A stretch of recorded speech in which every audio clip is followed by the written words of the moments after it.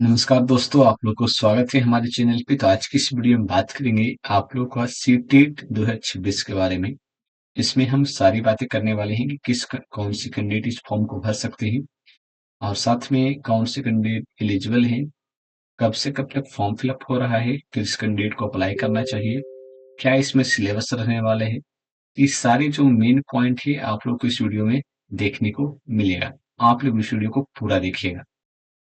यहाँ पर सबसे पहले आप लोग को देखने को मिल रहा होगा सीटेट फरवरी 2026, ये आप लोग को देखने को मिल रहा होगा। सबसे पहले यहाँ पर तो देखेंगे कि आप लोग का फॉर्म फिलअप कब तक हो रहा है। तो यहाँ पर जो है लास्ट डेट आप लोग को फॉर्म फिलअप करने का है 18 दिसंबर 2025 तक। तो जो भी कैंडिडेट नहीं भरे हैं वो कैंडिडेट के लिए मेन रूप से वीडियो है।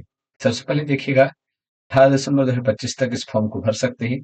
और यहाँ पर जो है डेट ऑफ एग्जामिनेशन की बात करें तो 8 फरवरी 2026 को आप लोगों को ले लिया जाएगा। आगे बात करते हैं इसके बारे में। तो यहाँ पर देखिएगा तो सबसे पहले दिया गया है सेंट्रल टीचर एलिजिबिलिटी टेस्ट। 18 दिसंबर तक लास्ट डेट है फॉर्म भरने का। एग्जामिनेशन डेट दिया गया है, साथ में आप लोगों का जो है पेपर 1 पेपर 2 इस प्रकार से आप लोग का एग्जामिनेशन होने वाला है। जो मॉर्निंग वाले शिफ्ट होंगी जिसमें आप लोगों को पेपर 2 का एग्जामिनेशन होगा। यहाँ पर इस बात को आप लोग ध्यान में रखिएगा क्योंकि बहुत सारे जो स्टूडेंट होते हैं जो फर्स्ट वाले एग्जामिनेशन दे रहे होते हैं सीटेट वाले, वैसे कैंडिडेट को पता नहीं होता है कि पेपर 1 पहले होगा या फिर पेपर 2 पहले होगा।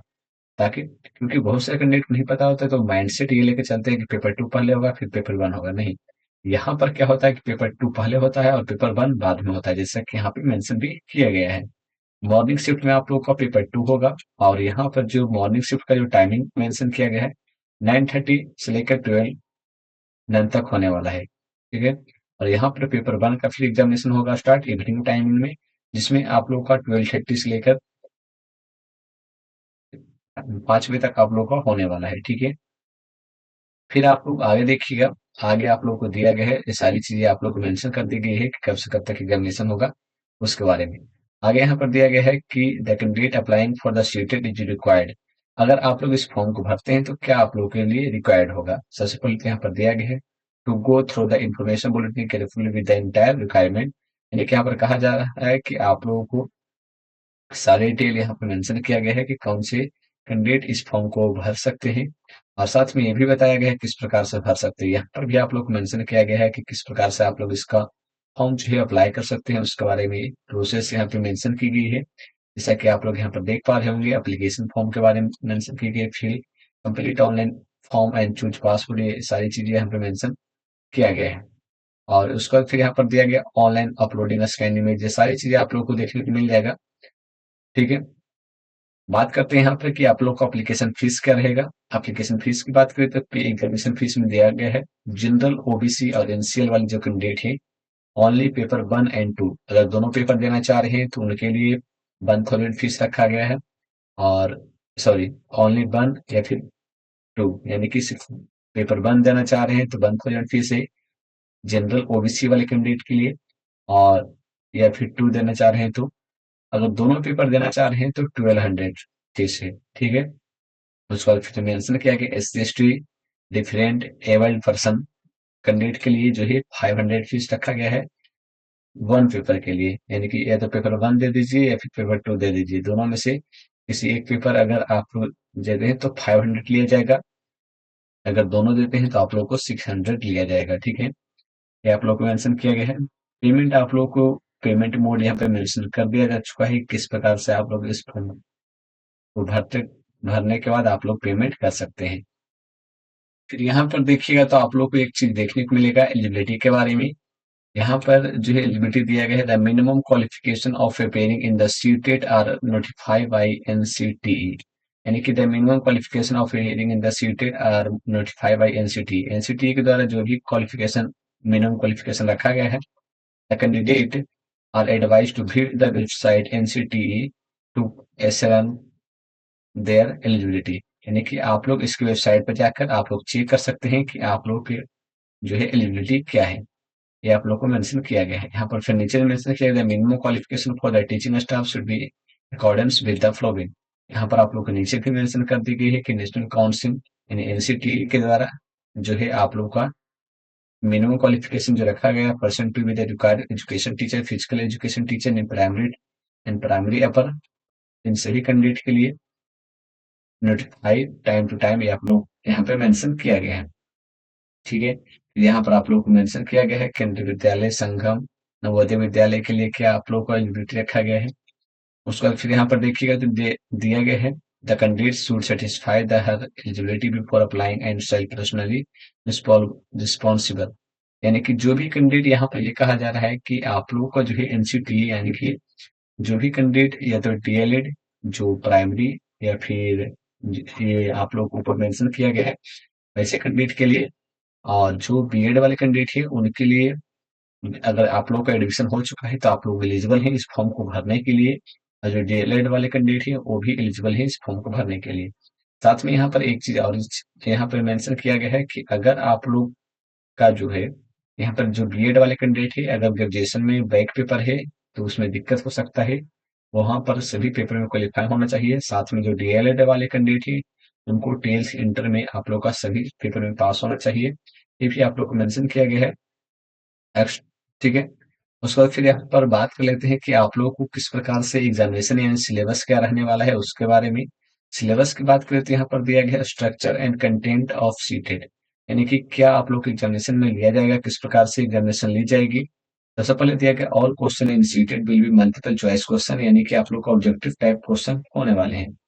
यहाँ पर देखने को मिलेगा there will be two papers of CTET examination. Paper one will be person who intends to be teacher for classes 1 to 5, यानी 1 to 5 के लिए आप लोगों को जो है यहाँ पे पेपर वन देना होगा। और पेपर टू की बात करें तो paper two will be person who intends to be teacher for classes 6 to 8, 6 to 8 class के लिए यहाँ पे पेपर टू देना होगा। हम बात करते हैं कि ये person who intends to be teacher both levels classes 1 to 5 and 6 to 8, यानी कि दोनों पेपर दे सकते हैं, दोनों के लिए एलिजिबल हो सकते हैं। उसके बाद फिर आप लोग को नीचे मेंशन किया गया है कि paper one for classes 1 to 5 primary stage duration of examination 2.5 hours structure content all compulsory appendix, ये आप लोग नीचे मेंशन किया गया है पेपर वन वाले। पेपर वन के एग्जामिनेशन का सिलेबस मेंशन यहाँ पे कर दिया गया है, जैसे कि यहाँ पर देखने को मिलेगा यहाँ पे 5 सब्जेक्ट यहाँ पे मेंशन किया गया है जो आप लोग को देखने को मिल रहा है। टोटल क्वेश्चन की बात करें तो सभी से आप लोग को 30-30 प्रश्न पूछे जाएंगे। टोटल 150 यानी कि 150 क्वेश्चन पूछे जाएंगे और टोटल मार्क्स होंगे 1 मार्क्स होंगे तो टोटल मार्क्स जो हो जाएंगे 150 मार्क्स हो जाएंगे। उसके बाद फिर नीचे देखने को मिलेगा nature of standard of questions. Nature of standard of question के बारे में मेंशन किया गया है the test terms of child development of pedagogy will focus on educational psychology of teaching and learning relevant to the age of group 6 to 11 years. They will be focused on understanding the characteristic and needs to the diverse learners. ये आप लोगों को mention किया गया है। अब आगे बात कर लेते हैं यहाँ पे कि option to language in which to appear in CTET list of language, यानी कि किस भाषा में आप लोग का एग्जामिनेशन होगा उसके बारे में मेंशन किया गया है। इंग्लिश में, हिंदी में, असमी, बंगाली, गारो, ये सभी जो भाषाएं आप लोग को देखने को मिल रहा है सभी भाषाओं में आप लोग का एग्जामिनेशन होने वाला है। जिस भी भाषा में आप लोग कंफर्टेबल है आप लोग जब फॉर्म फिलअप कीजिएगा तो आप लोग वहां पर सिलेक्ट कर सकते हैं कि किस भाषा में आप लोग एग्जामिनेशन देना चाहते हैं। जो भी आप लोग सिलेक्ट कीजिएगा उसी भाषा में आप लोग को वहां पर जो है देखने को मिलेगा प्रश्न, जो आप लोग का पेपर होगा उसी भाषा में देखने को मिल जाएगा। ठीक है, यहाँ पर आप लोगों को फिर देखने को मिलेगा पेपर टू के बारे में। पेपर टू जो है 6 to 8 वाले जो कैंडिडेट हैं उनके लिए है, एलिमेंट्री एज वाले कैंडिडेट। ठीक है, जिसमें आप लोग को मेंशन किया गया है कि इसमें भी आप लोग को 5 सब्जेक्ट होने वाले हैं, जैसे यहाँ पर आप लोग को मेंशन किया गया है। और यहाँ पर भी आप लोग को 150 क्वेश्चन होने वाले हैं, सभी 30-30 क्वेश्चन होंगे। सॉरी, यहाँ पर जो है आप लोग को एक तो कुछ में 30 क्वेश्चन होंगे और कुछ में आप लोग का 60 क्वेश्चन देखने को मिलेंगे। इसी प्रकार से आप लोग को 60 क्वेश्चन, 30 क्वेश्चन, 30 क्वेश्चन। लेकिन यहाँ पर जो है एक चीज मेंशन किया गया है कि पेपर वन या फिर यहाँ पर जो पेपर टू में जो है सब्जेक्ट वन और सब्जेक्ट टू ये दोनों सब्जेक्ट का एग्जामिनेशन दे दीजिए, या फिर आप लोग को नीचे जो देखने को मिलेगा ये पेपर थ्री, या तो पेपर टू दे दीजिए या फिर पेपर थ्री दे दीजिए। इस प्रकार से आप लोग को एग्जामिनेशन देखने को मिलेगा। जैसे कि अगर आप लोगों ने पेपर टू में सब्जेक्ट वन दिया, सब्जेक्ट टू दिया तो सब्जेक्ट 3 आप लोग नहीं देंगे, सब्जेक्ट 4 एंड 5 देंगे। इस प्रकार से आप लोगों को मेंशन किया गया है, ठीक है। यहाँ पर आप लोग को या भी ऑप्शन दिया गया है, या तो आप लोग दो दो सब्जेक्ट नंबर 2 सिलेक्ट कीजिए या फिर सब्जेक्ट नंबर 3 सिलेक्ट कीजिए। ये आप पे निर्भर करता है। सेम आप लोग क्वेश्चंस होने वाले हैं, सेम मार्क्स का यहाँ पे एग्जामिनेशन होने वाला है, ठीक है। दोनों में कोई भी अंतर नहीं। इसमें भी आप लोग बहुत सारे जो भाषा है उसमें आप लोग का एग्जामिनेशन देखने को मिल जाएगा। आगे यहाँ पे बात करते हैं कि आप लोगों का जो है क्वालिफाइंग मार्क्स क्या होने वाला है। यहाँ पर देखिएगा तो qualifying marks and award of seated certificate, यानी सीटेड सर्टिफिकेट पाने के लिए आप लोगों को कितना मार्क्स लाना होगा ये भी आप लोग को मेंशन किया गया है। 60% मार्क्स होना चाहिए। यहाँ पे ए पर्सन हु स्कोर 60% या more than TET exam will be considered as TET pass. यानी कि यहाँ पर ये कहा जा रहा है कि अगर आप लोग 60% मार्क्स ले आते हैं तो आप लोग पास माने जाएंगे। ये आप लोगों को मेंशन किया गया है। और उसका फिर यहाँ पर दिया गया है कि school management, government, local bodies and other में consider giving concessions to person belonging SC ST OBC differently able person. साथ में यहाँ पर यह बताया गया है कि अगर आप लोग बहुत सारे ऐसे कैंडिडेट होंगे जो एससी एसटी वाले कैंडिडेट होंगे, अगर 60% नहीं ला पाते हैं, वैसे कैंडिडेट को ये स्कूल मैनेजमेंट तय करेगा कि उनको छूट दिया जाएगा या नहीं दिया जाएगा। इसके बारे में ये आप लोग को मेंशन किया गया है, ठीक है। ये जो सर्टिफिकेट है वो कहाँ-कहाँ आप लोग का वैलिड होगा उसके बारे में यहाँ पे मेंशन किया गया है। जैसे कि यहाँ पे देखने को मिलेगा अपेली एप्लीकेबिलिटी, ठीक है। The CTET shall be apply to a school of the central government, KVS, NVS, Central Tibetan School, ATC School under the administration control of UT and Chandigarh, Dadra Nagar Haveli. ये सारे जितने भी ये स्कूल और जो आप लोग का जो टेरिटरी है यहाँ पे कंट्रोल ऑफ यूटी है, जितने भी हैं सारे जितने भी स्कूल इसके अंदर आते हैं, सीटेट का जो सर्टिफिकेट है सभी जगह यहाँ पे मान्य होगा। कहीं पर भी फॉर्म आप लोग भर पाएंगे, ठीक है। ये आप लोग को मेंशन किया गया है, ठीक है। और उसके बाद फिर नीचे देखिएगा तो यहाँ पर देखने को मिलेगा validity period of seated certificate. Validity period क्या रहने वाला है सीटेड सर्टिफिकेट का, उसके बारे में यहाँ पे मेंशन किया गया है।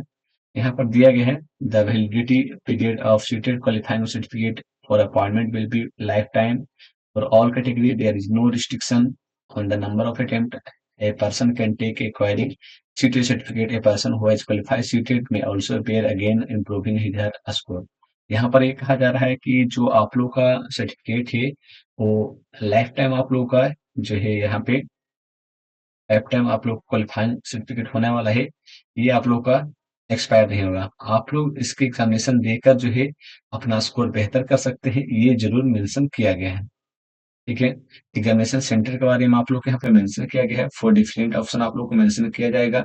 जो आप लोग चूज करेंगे उसके अनुसार आप लोग का जो है एग्जामिनेशन लिया जाएगा। फिर आप लोग को यहाँ पर ये भी मेंशन किया गया है जो आप लोग को देखने को मिलेगा रिपोर्ट सेंट्रल पेपर 2 के लिए कब रिपोर्ट करना है। 7:30 AM से आप लोग का रिपोर्टिंग टाइमिंग है। और यहाँ पर पेपर 1 के लिए यहाँ पर 12:30 PM से रिपोर्टिंग टाइमिंग मेंशन किया गया है। और जो हमने बता ही चुके हैं फीस के बारे में, तो हमने आप लोग को पहले ही बता चुका है।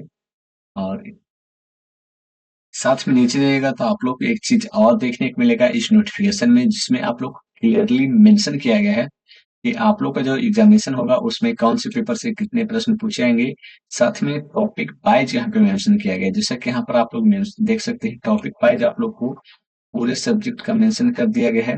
पूरे आप लोग को टॉपिक वाइज यहाँ पे देखने को मिल जाएगा, ठीक है। पेपर 1 हो या फिर पेपर 2 हो, दोनों पेपर का जो है यहाँ पे टॉपिक वाइज देखने को मिलेगा कि किस टॉपिक से कितने प्रश्न पूछे जाते हैं और कितने ज्यादा प्रश्न पूछे जाते हैं। ये सारी चीजें आप लोग को देखने को मिल जाएगा जिस प्रकार से आप लोग को देखने को मिल रहा है, ठीक है। तो ये सारी चीजें थी जो आप लोग को जाननी जरूरी थी, खास करके वैसे कैंडिडेट के लिए जो पहली बार इस फॉर्म को भर रहे हैं। उस कैंडिडेट को जानना बहुत जरूरी था। साथ में इससे अगर आप लोग को कोई प्रॉब्लम है अगर इसमें, तो आप लोग कमेंट कर सकते हैं। साथ में आप लोगों को अगर इससे रिलेटेड कोई और अपडेट चाहिए तो भी आप कमेंट कर सकते हैं। चैनल पर पहली बार आए तो सब्सक्राइब कर सकते हैं। धन्यवाद।